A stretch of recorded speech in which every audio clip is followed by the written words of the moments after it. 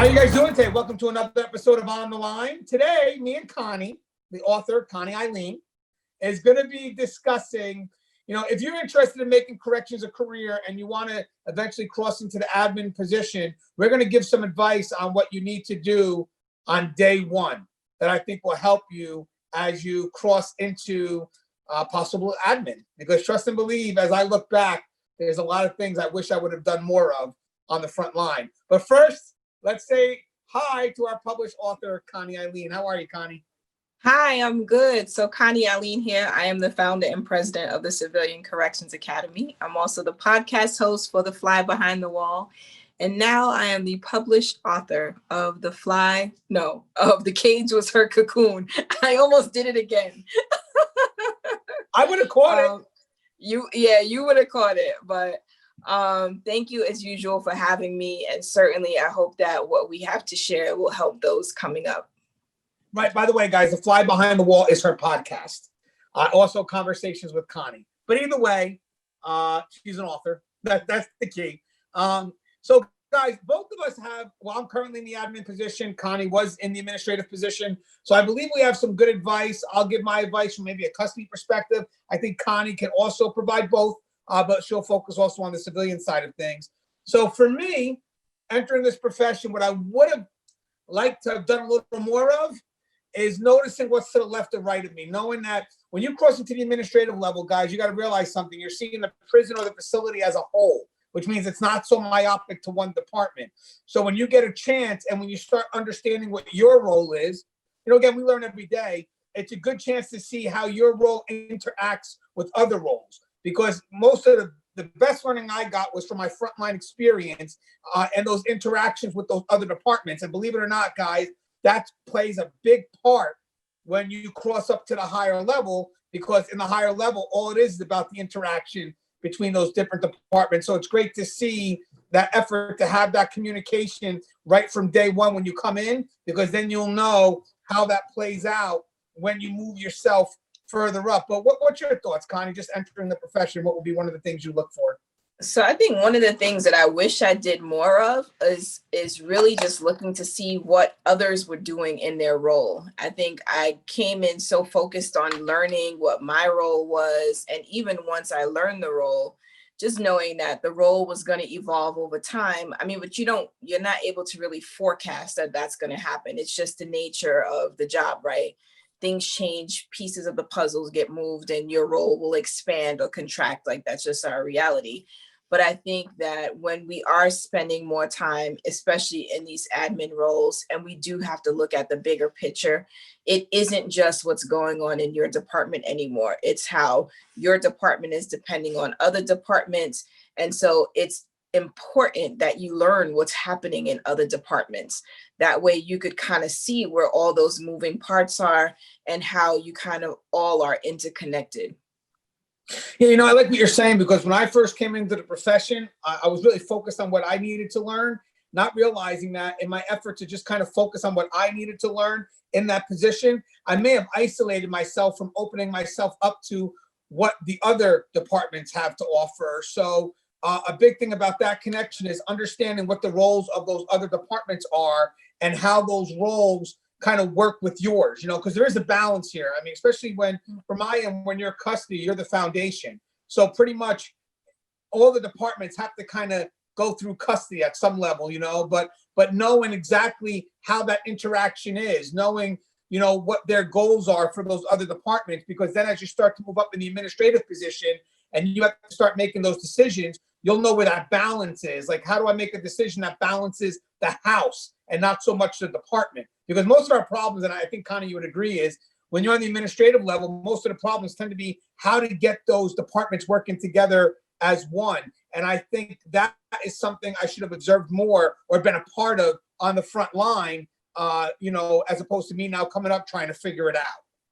So we're actually responsible for making that happen. And I think we don't realize that, right? So when you first come on, it's about building those relationships. And as you build relationships with other departments, you start learning the ins and outs of what's happening. You start not what's being printed, not what's kind of out on Front Street, but you start learning the intricate details of what's going on behind the scenes in other departments.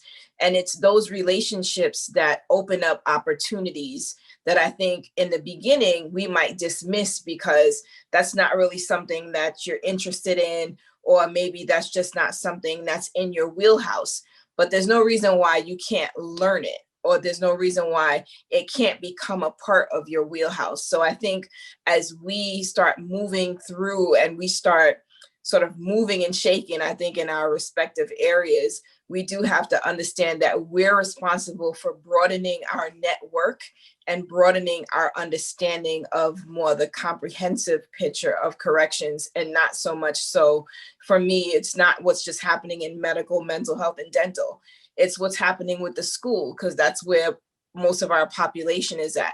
It's what's happening in the chow hall because what they're eating is impacting medical to some extent. It's what's happening in maintenance because if the water is not running right, then we see an increased number of infections, right? There's like all these little things that we might want to dismiss, but ultimately they all come into play when we're trying to be most effective at our jobs.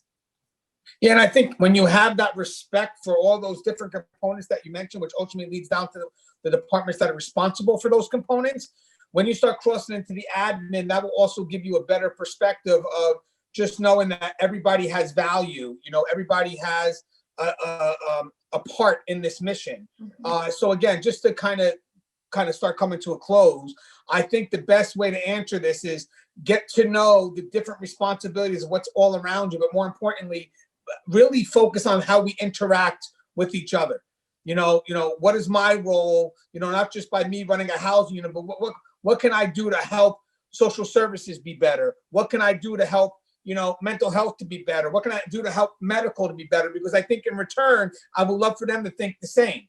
You know, how can I come here and make sure that we're both being effective? The last thing I want to get to, guys, is that I notice when I move up in this position and when you have two departments jockeying for position, management kind of, yeah, you know it, we kind of get stuck in this catch-22. You know what I mean? Now, what's cool about this is if I had enough interaction at the front line when dealing with these different departments, I may be able to kind of come up with these quick resolutions because maybe I've been there and I was objective as best as I could be when dealing with those concerns. But I will tell you now, if you don't have that going in, you know, and I'm telling you guys, be objective on that front line if you can. But if you don't have that going in, if you're still in that departmental survival mode, when you move up to admin, you're not going to do what's best for the house. You're going to do what's best for the department. And sometimes what's best for the department is not always what's best for the house.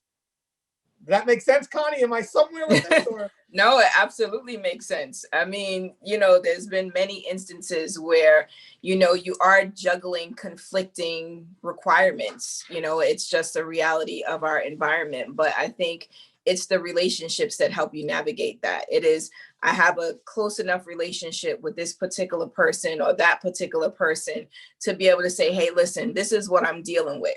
Like really be transparent in the communications so that there is no misunderstandings. And like sometimes those missing pieces that you leave from the puzzle are the pieces that could really have helped you get to your resolution much quicker.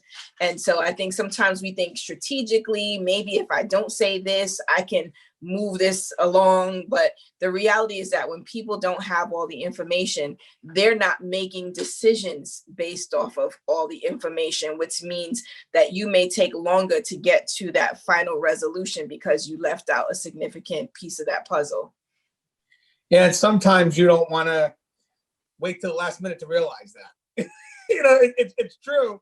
But guys, now listen, I think we're going to do another dialogue on this next week because there's also another area I want to cover. But I think the foundation of this discussion is, you know, when you start moving up into the administrative level, the thing now is the house as a whole, not so much as a department. Now, don't get me wrong. One more thing before we come to close is when you start moving up, so let's say from my end, officer to next level, sergeant, if that's the title in your area, lieutenant, whatever it is, you do start to slowly see the interactions, but you still may have that biased perspective.